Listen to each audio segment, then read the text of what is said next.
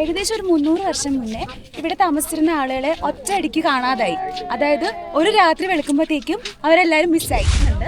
അതിൻ്റെ കൂടെ തന്നെ ഇവിടുത്തെ ആളുകൾ പറയുന്നുണ്ട് ഈ സ്ഥലത്ത് ഭൂമിക്കടിയിൽ സ്വർണ്ണമുണ്ട്, അപ്പോൾ അതാരും അടിച്ചുകൊണ്ട് പോകാതിരിക്കാൻ വേണ്ടിയിട്ട് ആളുകളിങ്ങനെ സൂര്യൻ ഉദിക്കുന്നതിന് മുന്നേയും സൂര്യൻ ഉദിക്കുന്നതിന് മുന്നേ, അതായത് ഇരുട്ട് വീഴുന്ന സമയത്തൊന്നും ഇങ്ങോട്ട് ആരെയും കടത്തി വിടുന്നില്ല എന്ന് പറയുന്നുണ്ട്. പിന്നെ ഇവിടെ പറയുന്നത് വെച്ചാൽ അത്രയും ആളുകൾ ഒരുമിച്ച് കാണാതായതല്ലേ, അപ്പോൾ അവരുടെയൊക്കെ ആത്മാവുകൾ ഇവിടെ ഇങ്ങനെ അലഞ്ഞു തിരിഞ്ഞ് നടക്കുന്നുണ്ടെന്നും അങ്ങനെ പ്രേതബാധ അങ്ങനത്തെ കുറച്ച് സംഭവങ്ങളൊക്കെ ഇവിടെ ഉണ്ടെന്ന് പറയപ്പെടുന്നു. കംപ്ലീറ്റ് വീടുകളും തകർന്നു. ഇവിടേക്ക് ഒരു കാലത്ത് ആൾക്കാർ താമസിച്ചിരുന്നു, അവരെ കാണാനില്ല എന്നൊക്കെ പറഞ്ഞാലേ ശരിക്കും കേട്ടിട്ട് തന്നെ പേടി തോന്നുന്നു.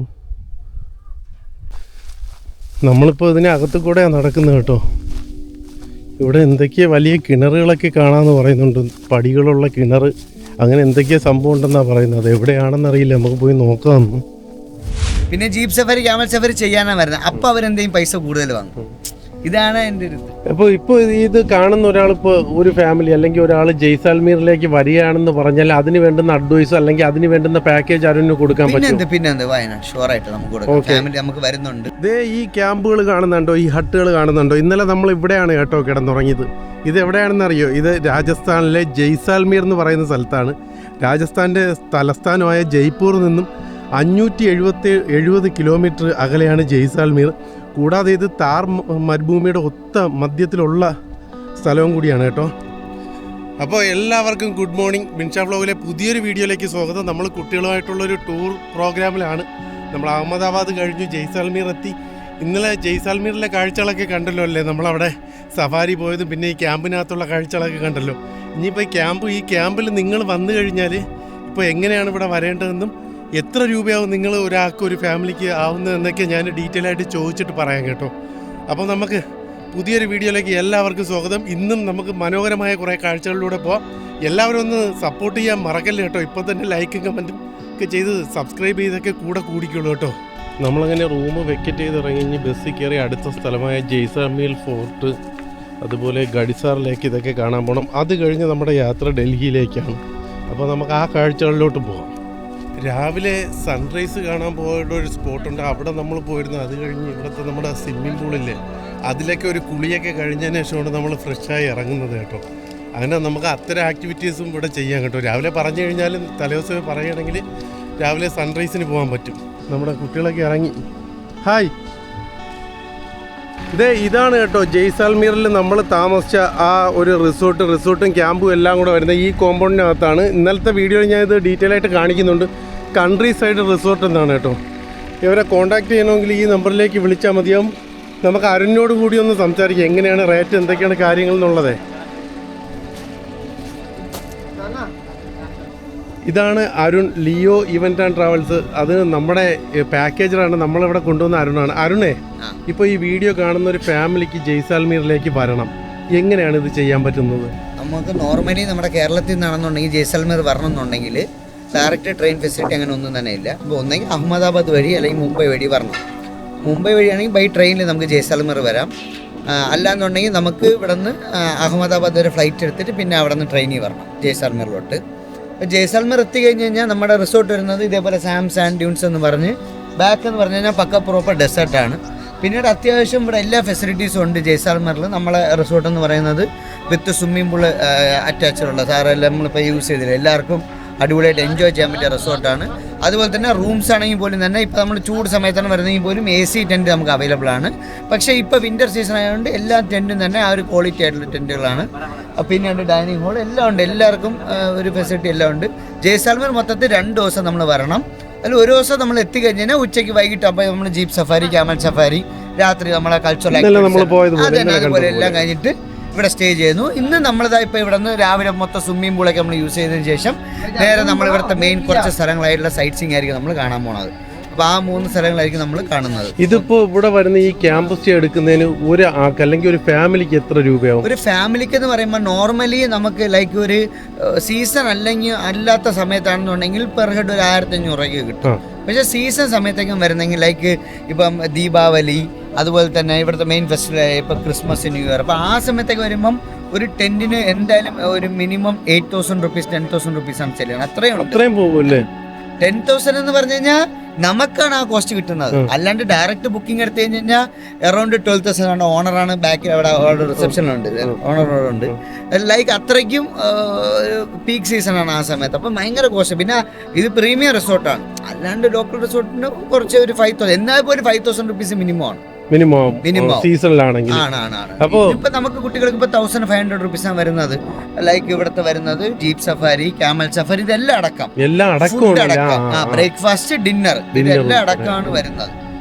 അപ്പൊ അതുകൊണ്ട് നല്ലൊരു ഇപ്പൊ ഫാമിലി വരുന്ന ഇപ്പൊ അവർക്ക് വലിയ എമൗണ്ടിന് പോകുന്ന സീസണിൽ വന്നാൽ ഈ ആക്ടിവിറ്റീസ് എല്ലാം ഇൻക്ലൂഡഡ് ആണല്ലോ. നമ്മൾ ചെയ്യുമ്പോൾ ഇൻക്ലൂഡ് ആയിരിക്കും. അല്ലാണ്ട് ഡയറക്റ്റ് ഇവർ എടുത്തു കഴിഞ്ഞാൽ അവർ ഇൻക്ലൂഡ് ആക്കത്തില്ല. കാരണം ഇവിടെ വന്നിട്ട് എക്സ്ട്രാ പൈസ ചാർജ് ചെയ്യും. ഇപ്പൊ നമ്മൾ പാക്കേജ് ചെയ്യുന്നതുകൊണ്ട് നമുക്ക് എപ്പോഴും നമുക്കൊരു റേറ്റ് കുറച്ചാണല്ലോ കിട്ടുന്നത്. അല്ലാണ്ട് വരുമ്പോഴത്തേക്കും jeep safari, camel safari separate ആയിരിക്കും. ടെന്റ് മാത്രം തരും. പിന്നെ ജീപ്പ് സഫാരി, ക്യാമൽ സഫാരി ചെയ്യാനാണ് വരുന്നത്. അപ്പൊ അവരെന്തെങ്കിലും പൈസ കൂടുതൽ വാങ്ങും. ഇതാണ് എൻ്റെ ഒരു. അപ്പോൾ ഇപ്പോൾ ഇത് കാണുന്ന ഒരാളിപ്പോൾ ഒരു ഫാമിലി അല്ലെങ്കിൽ ഒരാൾ ജയ്സാൽമീറിലേക്ക് വരികയാണെന്ന് പറഞ്ഞാൽ അതിന് വേണ്ടുന്ന അഡ്വൈസോ അല്ലെങ്കിൽ അതിന് വേണ്ടുന്ന പാക്കേജ് ആരും കൊടുക്കാൻ പറ്റും? പിന്നെ വയനാട് ഷുവറായിട്ട് നമുക്ക് കൊടുക്കാം. ഫാമിലി നമുക്ക് വരുന്നുണ്ട്. ഇപ്പോഴത്തെ പ്രസന്റ് സിറ്റുവേഷനിലാണെങ്കിൽ എത്ര രൂപയ്ക്ക് ഒരു പാക്കേജ് കൊടുക്കാൻ പറ്റും ഈ ഒരു സീസണിൽ? ഈ ജയ്സാൽമീർ മാത്രമാണ്. ജയ്സാൽമീർ മാത്രം ഞാൻ പറഞ്ഞത്. നമുക്കിപ്പം വണ്ടിയാണെന്നുണ്ടെങ്കിൽ അത് നമ്പർ ഓഫ് പേഴ്സൺ ഡിപ്പെൻഡ് ചെയ്യും. ഇപ്പൊ 4 പേരാണെങ്കിൽ ഇപ്പൊ ഒരു വണ്ടി മതി, 2 പേർക്ക് ഒരു വണ്ടി മതി. ഇപ്പൊ കോസ്റ്റ് ഡിവൈഡ് ചെയ്യുമ്പോൾ വ്യത്യാസം വരും. അപ്പൊ ഡിപ്പെൻഡിങ് അപ്പോൺ പേഴ്സൺ ആണ് നമുക്ക് വരുന്നത്. ഗ്രൂപ്പ് കൂടുതലുണ്ടെങ്കിൽ കുറച്ച് ഫാമിലീസ് ആയിട്ട് വരികയാണെങ്കിൽ അത് അങ്ങനെയാണ് വരുന്നത്. അതെല്ലാം വെച്ചിട്ട് നമ്മൾ ചെയ്യുന്നത്. അത് നമ്മൾ വിളിക്കും, നമ്മൾ കറക്റ്റ് ആയിട്ട് അവർക്ക് പറഞ്ഞു കൊടുക്കും എത്ര വരുന്നുള്ളത്. നമുക്കപ്പോ ഈ ട്രിപ്പിൽ നമ്മൾ ഇനി ഒരുപാട് സ്ഥലങ്ങൾ പോകാനുണ്ട്. അപ്പൊ അതെല്ലാം പോയി കഴിഞ്ഞിട്ട് ആരും ഡീറ്റെയിൽ ആയിട്ട് എല്ലാം ഒന്ന് പറഞ്ഞു തരണം. അപ്പൊ ഇത് കാണുന്ന ചിലപ്പോ യുവാക്കള്, കോളേജ് കുട്ടികൾ കാണുന്നുണ്ടെങ്കിൽ അവർക്ക് വേണമെങ്കിൽ അടുത്ത പ്രാവശ്യം ആ ടൂർ അങ്ങനെ ചെയ്യാം. Okay thank you. ഇതാണല്ലേ റിസോർട്ടിന്റെ ഓണർ. ഹായ്. നമ്മുടെ കസ്റ്റമേഴ്സ് വരും, ഡിസ്കൗണ്ട് ചെയ്ത് കൊടുക്കണം. ഓക്കെ. റെഡി ആയിട്ട് മേഡമൊക്കെ ഇറങ്ങിയിട്ടുണ്ട്. മേഡം ഇന്ന് റെഡും വൈറ്റും കൂടെ ചേർന്ന കോമ്പിനേഷനാണ്. ഈ ബിന്ദു മേഡത്തിൻ്റെ ഞാൻ പരിചയപ്പെടുത്താൻ കേട്ടോ. ഇപ്പോഴല്ല, നമ്മൾ മണാലിയിൽ ഇരിക്കുമ്പോൾ ബിന്ദു മേഡത്തിനെ കുറിച്ച് സംസാരിക്കും. ഈ കാണുന്ന എല്ലാവർക്കും എപ്പോഴെങ്കിലും ഉപകാരപ്പെടുന്ന ഒരു മേഡമാണ് അല്ലേ? മേഡം പറയില്ലേ നമുക്ക് വേണ്ടി ഡീറ്റെയിൽ ആയിട്ട്? അപ്പോൾ പറയില്ലേ? ഓക്കെ. നമ്മുടെ ബസ്സൊക്കെ റെഡി ആയിട്ടുണ്ട് കേട്ടോ പോകാനായിട്ട്. ഈ 2 വണ്ടിയായിട്ടാണ് നമ്മൾ വന്നത്. ഇപ്പോൾ നമ്മൾ അതിൽ കയറി പോകും. ബാഗെല്ലാം അടുക്കി കഴിഞ്ഞു. നല്ലൊരു പാർക്കിംഗ് ഏരിയ ഉണ്ട്. അതിനകത്തോട്ട് പോയി കഴിഞ്ഞാൽ വണ്ടി നമ്മുടെ റൂമിൻ്റെ ഫ്രണ്ടിലേക്ക് വേണമെങ്കിൽ ചെല്ലാൻ പറ്റും. അങ്ങനെയാണെങ്കിൽ ലഗേജൊക്കെ നമുക്ക് അങ്ങനെ വണ്ടിയിൽ തന്നെ ഡയറക്റ്റ് കയറ്റിക്കൊണ്ട് വരാം. അതായത് ഫാമിലി ആയിട്ട് വരുന്നവർക്ക് കേട്ടോ. അല്ലാതെ വരുന്നവർക്ക് ബസ് വെളിയിൽ പാക്ക് ചെയ്യാനേ പറ്റുള്ളൂ. ഇവിടെ തൊട്ട് ഫ്രണ്ടിലൊരു ഷോപ്പുണ്ട്. ഇത് നല്ലൊരു ഡെസർട്ടാണ്. ഇവിടെ സാൻഡ് ഡ്യൂൺസൊക്കെ കാണണമെന്നുണ്ടെങ്കിൽ നമ്മൾ ഇന്നലെ ജീപ്പ് സഫാരി പോയാണെങ്കിൽ കുറച്ച് ഉള്ളിലേക്ക് പോകണം. അപ്പോഴത്തേക്കാണ് സാൻഡ് ഡ്യൂൺസ് കാണാൻ പറ്റുന്നത്. അവിടെ ഒത്തിരി ആൾക്കാർ വരുന്നുണ്ട് ഈ ജീപ്പ് സഫാരി ചെയ്യാനായിട്ട്. നമ്മളവിടെ ചെന്ന് കഴിയുമ്പോൾ ഇന്നലത്തെ വീഡിയോയിൽ കണ്ടല്ലോ ഒരുപാട് ആൾക്കാർ അവിടെ ഉണ്ടാവും. അതുപോലെ ഞാൻ പറഞ്ഞല്ലോ, താർ മരുഭൂമിയുടെ മധ്യഭാഗത്തായിട്ടാണ് ഈ ഒരു സ്ഥലം വരുന്നത്. ഈ ഒരു സമയത്തെന്ന് പറഞ്ഞാൽ ക്ലൈമറ്റ് എന്ന് പറയുന്ന പകല് വെയിലടിക്കുന്നുണ്ടെങ്കിലും നമുക്ക് വലിയൊരു ചൂട് ഫീൽ ചെയ്യത്തില്ല. നല്ല തണുത്ത ഒരു ക്ലൈമറ്റാണ്. അതുപോലെ രാത്രിയാണെങ്കിൽ നല്ല തണുപ്പാണ് കേട്ടോ. അങ്ങനത്തെ ഒരു വെതറാണ് ഇവിടെ ഈ സമയത്ത്. അതല്ല നമ്മൾ ആ ഒരു പീക്ക് സീസണിൽ, വെതറിൻ്റെ ആ ഒരു പീക്ക് സീസണിൽ വരികയാണെങ്കിൽ ഇവിടെ കാല് കുത്താൻ പറ്റാത്ത രീതിയിലുള്ള ചൂടായിരിക്കും. അതാണ് ഇവിടുത്തെ ഓഫ് സീസൺ എന്ന് പറയുന്നത് അവർ. അപ്പോൾ നമ്മൾ ജയ്സാൽമീർ ക്യാമ്പിൽ നിന്ന് വിട പറഞ്ഞു പോവുകയാണ്. എങ്ങനെ ഉണ്ടായിരുന്നു ക്യാമ്പ്?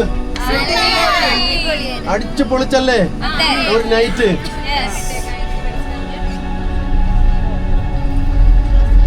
മരുഭൂമി കൂടെയാണ് ബസ് ഓടി പോകുന്നത്.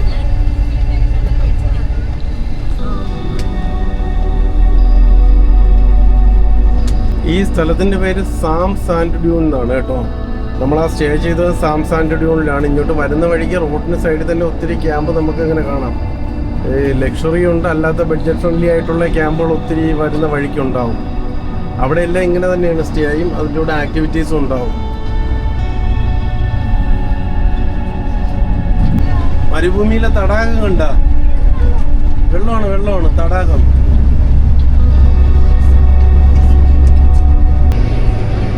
എല്ലാരും ഒന്നും മിണ്ടാതിരിക്കുന്നത്. ഒന്ന് ഓണാവ്.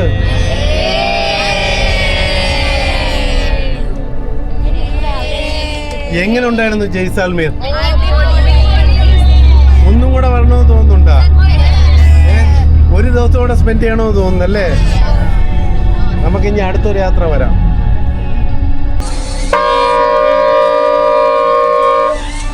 അടിപൊളി പോകണം. നമ്മുടെ ഇപ്പോഴത്തെ ഡെസ്റ്റിനേഷൻ എന്ന് പറഞ്ഞാൽ ആദ്യം പോകുന്ന കുൽദാര വില്ലേജിലേക്കാണ് കേട്ടോ. അവിടെ നിന്ന് കുറച്ചോടി വന്നിട്ട് സാംസാൻഡ്യൂണിൽ നിന്ന് കുറച്ചോടി വന്നിട്ട് റൈറ്റിലേക്ക് കട്ട് ചെയ്ത് നമ്മളിപ്പോൾ ഉൾധാര വില്ലേജിലേക്ക് പോയിക്കൊണ്ടിരിക്കുകയാണ്. പക്ക രാജസ്ഥാനി ട്രഡീഷണൽ വില്ലേജാണ് നമ്മൾ കാണാൻ പോകുന്നത്. അവിടെ പോയിട്ട് അവിടെ എന്തൊക്കെയാണ് ഉള്ളതെന്നൊക്കെ നമുക്കൊന്ന് കണ്ടറിയാം. കണ്ടോ, ആ വീടുകളൊക്കെ കണ്ടോ ദൂരത്തായിട്ട്, എല്ലാം ഒരേപോലുള്ള വീടുകളാണ്. ഒരു ചതുരാകൃതിയിൽ നിർമ്മിച്ച് മുകൾ ഭാഗം ഉണ്ടോ ഇല്ലേ എന്നുള്ള അറിയാൻ പറ്റാത്ത രീതിയിലുള്ളൊരു സ്ഥലവും. ഇപ്പോൾ വില്ലേജിലേക്ക് എൻട്രി ഫീസൊക്കെ ഉണ്ടല്ലേ. Passenger 30, vehicle 50. നമ്മളിതിലെയാണ് കയറി. അപ്പോൾ ഇത് ടൂറിസത്തിന് വേണ്ടി ചെയ്തിരിക്കുന്ന ഒരു വില്ലേജ് ആയിരിക്കും എന്നാണ് എനിക്ക് തോന്നുന്നത് കേട്ടോ. ഇതിൻ്റെ കവാടം തന്നെ ഉണ്ടോ, ഇവിടുത്തെ സ്പെഷ്യൽ കല്ലൊക്കെ വെട്ടിയെടുത്ത് അറേഞ്ച് ചെയ്ത് വെച്ചിരിക്കുന്നു. കുതിര ജുറാസിക് കാക്ടസ് പാർക്ക്.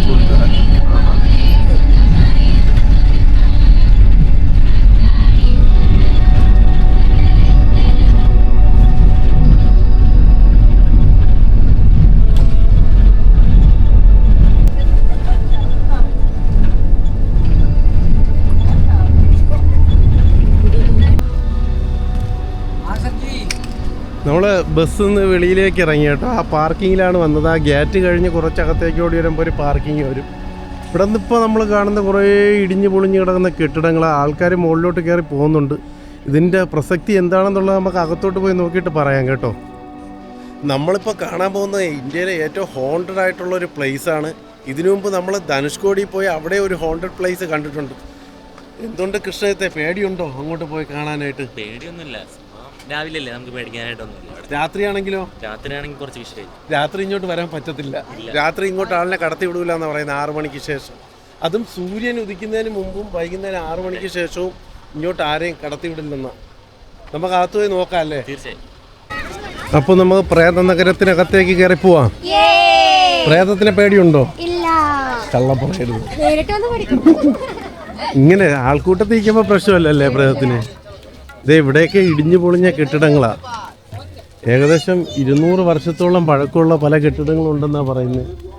മേൽക്കൂര ഇടിഞ്ഞു പൊളിഞ്ഞു പോയിട്ട് മേൽക്കൂരയൊന്നും ഇല്ലാതെ ഇങ്ങനെ തകർന്ന് കിടക്കുന്നു. ഇവിടെ താമസിച്ചിരുന്ന ആൾക്കാരെ ഒരു രാത്രി കൊണ്ട് കാണാതായി.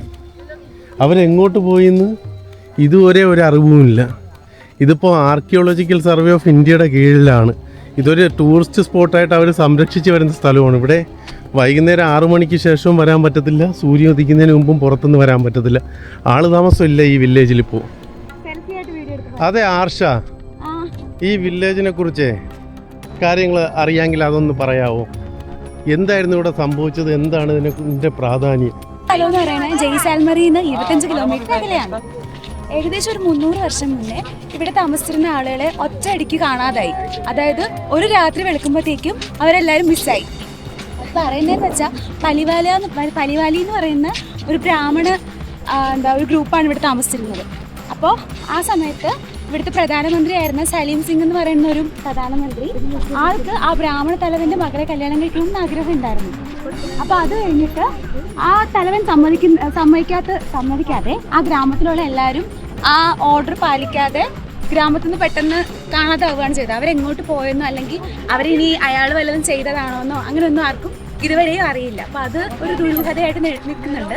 അതിൻ്റെ കൂടെ തന്നെ ഇവിടുത്തെ ആളുകൾ പറയുന്നുണ്ട് ഈ സ്ഥലത്ത് ഭൂമിക്കടിയിൽ സ്വർണ്ണമുണ്ട്. അപ്പം അതാരും അടിച്ചുകൊണ്ട് പോകാതിരിക്കാൻ വേണ്ടിയിട്ട് ആളുകളിങ്ങനെ സൂര്യൻ ഉദിക്കുന്നതിന് മുന്നേയും സൂര്യൻ ഉദിക്കുന്നതിന് മുന്നേ, അതായത് ഇരുട്ട് വീണ സമയത്തൊന്നും ഇങ്ങോട്ട് ആരെയും കടത്തി വിടുന്നില്ല എന്ന് പറയുന്നുണ്ട്. പിന്നെ ഇവിടെ പറയുന്നത് വെച്ചാൽ അത്രയും ആളുകൾ ഒരുമിച്ച് കാണാതായതല്ലേ, അപ്പോൾ അവരുടെയൊക്കെ ആത്മാവുകൾ ഇവിടെ ഇങ്ങനെ അലഞ്ഞു തിരിഞ്ഞ് നടക്കുന്നുണ്ടെന്നും അങ്ങനെ പ്രേതബാധ അങ്ങനത്തെ കുറച്ച് സംഭവങ്ങളൊക്കെ ഇവിടെ ഉണ്ടെന്ന് പറയപ്പെടുന്നു.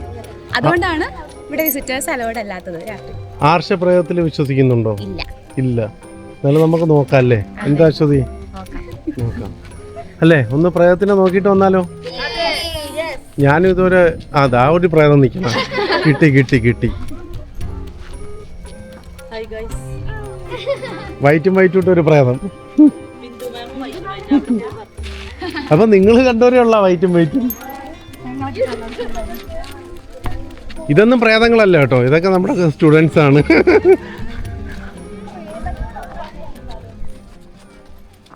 ഫോട്ടോഷൂട്ട്.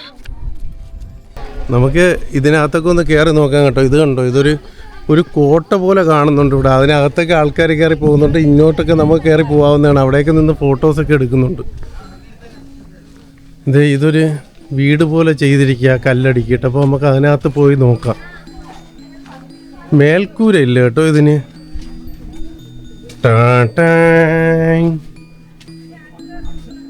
ഇവിടെ വരുമ്പോൾ മേൽക്കൂര ഉണ്ട്.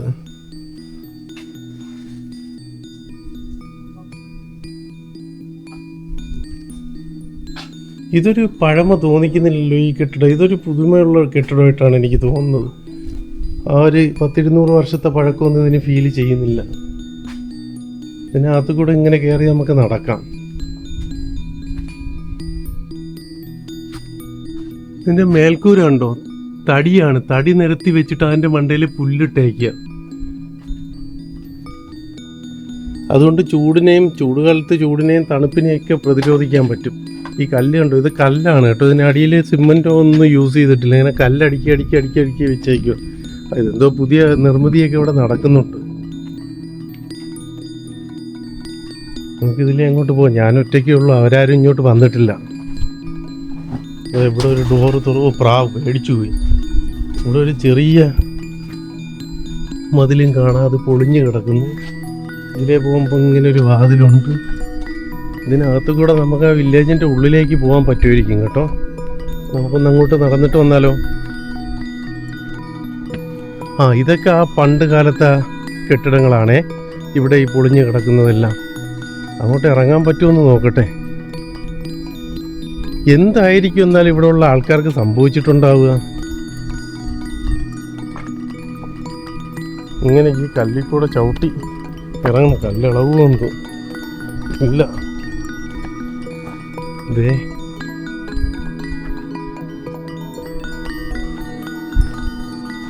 ഇതൊക്കെ പണ്ട് കാലത്ത് ആൾക്കാർ താമസിച്ചിരുന്ന കെട്ടിടങ്ങളാണ്.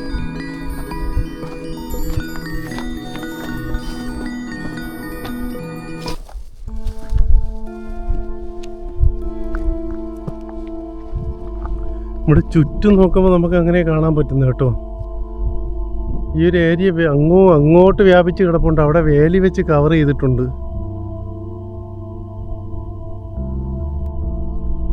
കംപ്ലീറ്റ് വീടുകളും തകർന്നു. ഇവിടേക്ക് ഒരു കാലത്ത് ആൾക്കാർ താമസിച്ചിരുന്നു. അവരെ കാണാനില്ല എന്നൊക്കെ പറഞ്ഞാലേ ശരിക്കും കേട്ടിട്ട് തന്നെ പേടി തോന്നുന്നു.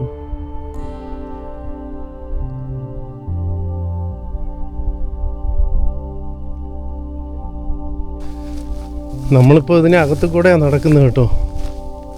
ഇവിടെ എന്തൊക്കെയോ വലിയ കിണറുകളൊക്കെ കാണാമെന്ന് പറയുന്നുണ്ട്. പടികളുള്ള കിണർ, അങ്ങനെ എന്തൊക്കെയോ സംഭവം ഉണ്ടെന്നാണ് പറയുന്നത്. അത് എവിടെയാണെന്നറിയില്ല. നമുക്ക് പോയി നോക്കാം.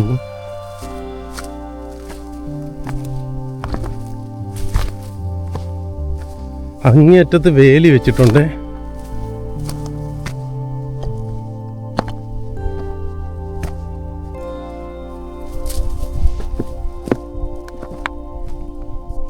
നോക്കിയേ, എൻ്റെ ചുറ്റിനും തകർന്ന് പൊളിഞ്ഞ് കിടക്കുന്ന കുറേ കെട്ടിടങ്ങൾ.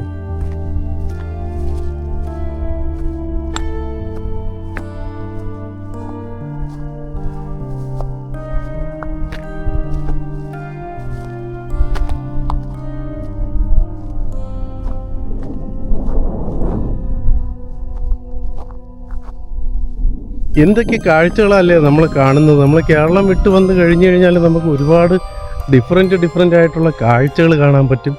ഡിഫറെൻ്റ് ആയിട്ടുള്ള അനുഭവങ്ങൾ കിട്ടും. ഞാൻ ജീവിതത്തിൽ ആദ്യമായിട്ടാണ് കേട്ടോ മരുഭൂമി കാണുന്നത്. ഇപ്പോൾ നമ്മുടെ ഗൾഫിലൊക്കെ നിന്ന് കാണുന്ന പ്രേക്ഷകർക്ക് അറിയാം. എന്നാലും ഞാനിത് ആദ്യമായിട്ടാണ് കാണുന്ന മരുഭൂമിയിൽ കാല് കുത്തുന്നത്. ഇന്നലെ പോയതുപോലെ സാൻഡ് ഡ്യൂൺസിലൊക്കെ പോകുന്നത്. നമ്മുടെ ഇന്ത്യയിലുള്ളവർക്കേ, ഇപ്പോൾ കേരളത്തിലായിരുന്നാലും എവിടെയായിരുന്നാലും എല്ലാം ആസ്വദിക്കാൻ പറ്റും. ഇപ്പം മഞ്ഞ് കാണണമെങ്കിൽ നമുക്ക് ആ സമയത്ത് കാശ്മീരിലേക്ക് പോയാൽ മഞ്ഞ് കാണാൻ പറ്റും. മരുഭൂമി കാണണമെങ്കിൽ രാജസ്ഥാനിൽ വന്ന് അത് കാണാൻ പറ്റും. ഇതുപോലെയാണ് കേട്ടോ. ഇവിടെ തൊട്ട് വേലി കെട്ടി തിരിച്ചിട്ടുണ്ട്.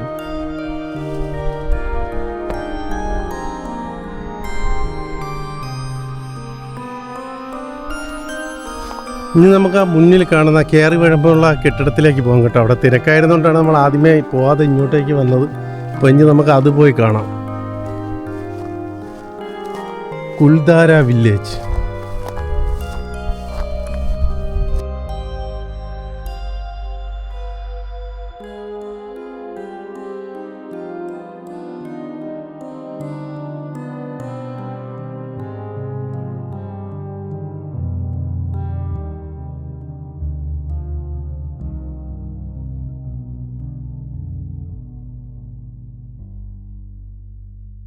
നമ്മളപ്പോൾ ആ ഫ്രണ്ടിൽ കാണുന്ന ബിൽഡിങ്ങിനകത്തേക്ക് കയറിയിരിക്കുകയാണേ. ഇത് കുറച്ച് പുതിയ ബിൽഡിംഗ് ആണെന്നാണ് തോന്നുന്നത്. ഇന്ന് റിനോവേറ്റ് ചെയ്ത് എടുത്തിട്ടുണ്ട്. പക്ഷേ ബാക്കി കണ്ടോ ഇവിടെ നിന്ന് നോക്കുമ്പോഴുള്ള കാഴ്ച. പാസ് എൻട്രി ടിക്കറ്റ് ഉണ്ടല്ലേ? എങ്ങനെയാണ് അവരുടെ എൻട്രി? ഒരാൾക്ക് 30 രൂപ. ഒരാൾക്ക് 30 രൂപ അല്ലേ? വണ്ടിക്ക് 50 രൂപ. ഓക്കെ. ഓ, ഇവിടെ നിന്ന് നോക്കുമ്പോഴാണ് കറക്റ്റ് അത് കാണാൻ പറ്റുന്നത്.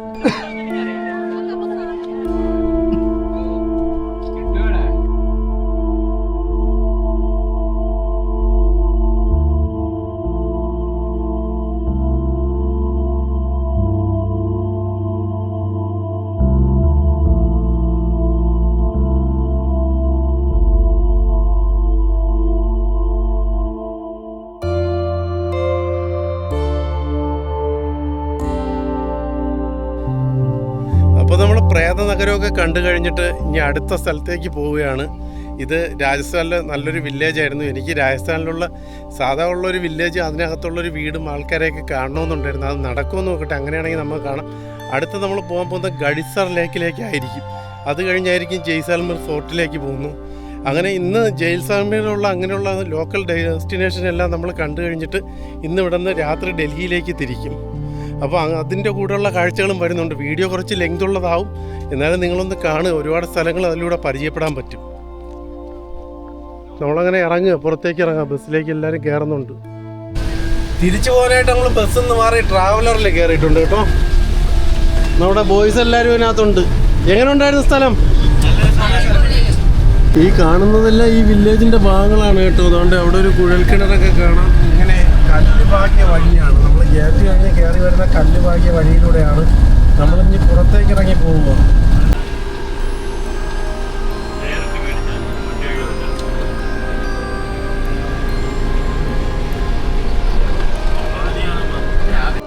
ഇതാണ് കേട്ടോ കുൽധാര വില്ലേജിലേക്കുള്ള എൻട്രൻസ് വരുന്നത്. Passengers 30, vehicle 50. ഇതാണ് ആ ഗേറ്റ്.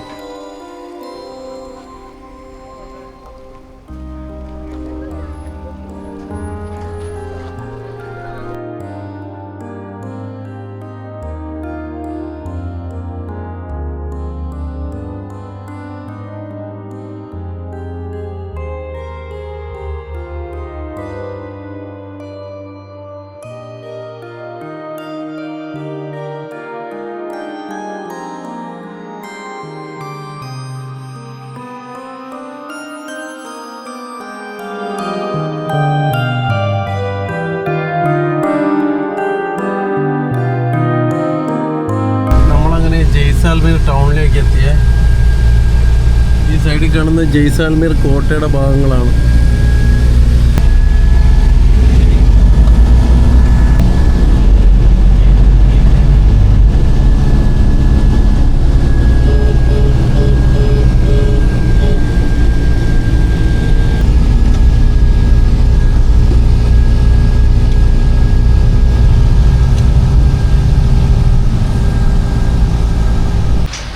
റോഡിന് ഒറ്റ മധ്യത്തൊരു മൊബൈൽ ടവർ കണ്ടോ.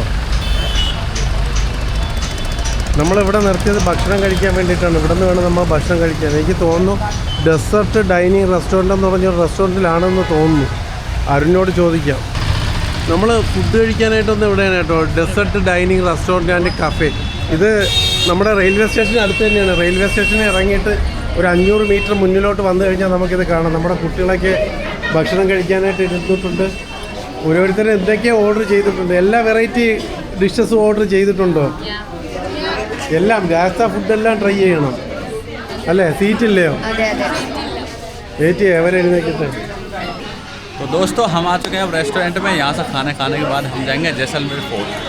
तो देखते रहिए हमारे साथ में। അപ്പോൾ ഒരു സൈഡിലേക്കുള്ള ഫുഡ് വന്നു. ഇതേതാ സാധനം? റൊട്ടിയോ? എന്താണ്? തവ റൊട്ടിയും ആലു ഗോബി മട്ടർ ഗോബി മട്ടർ. ഇതെന്താ സാധനം? തവ റൊട്ടി, പനീറും ചന മസാല, ബട്ടറും. ഇവിടെ ഫുഡ് എത്തിയിരുന്നു. ഇതെന്താണ് മാഡം?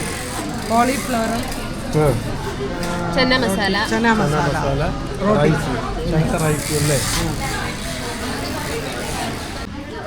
നമ്മുടെ ഫുഡ് വന്നു കേട്ടോ. കുറച്ച് റൈസും പിന്നെ സബ്ജിയും ചന മസാലയും ദാലും ഒക്കെ ആയിരുന്നു. നമ്മൾ കഴിക്കുക. കൊള്ളാം, നല്ല ടേസ്റ്റ് ഉണ്ട്.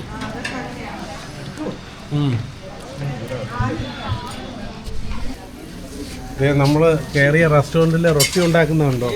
ഈ പയ്യ റൊട്ടി ഉണ്ടാക്കുന്നത്. റൊട്ടി ഡയറക്റ്റ് ചെയ്യാത്ത ചപ്പാത്തി ഇങ്ങനെ പരുത്തി താണ്ട് ഇവിടെ ഒരാൾ നിന്ന് പരുത്തുന്നുണ്ട്. റൊട്ടി അങ്ങോട്ട് പരത്തി തീയിലിടും, ഇങ്ങെടുക്കും. അരുൺ, ഇതെന്താണ് സ്പെഷ്യലാ? സ്പെഷ്യൽ ഒന്ന് ടേസ്റ്റ് ചെയ്ത് നോക്കാം. ഇതെന്തോ ഇത് കഴിച്ചോ? ഗോബി മഞ്ചൂരിയൻ.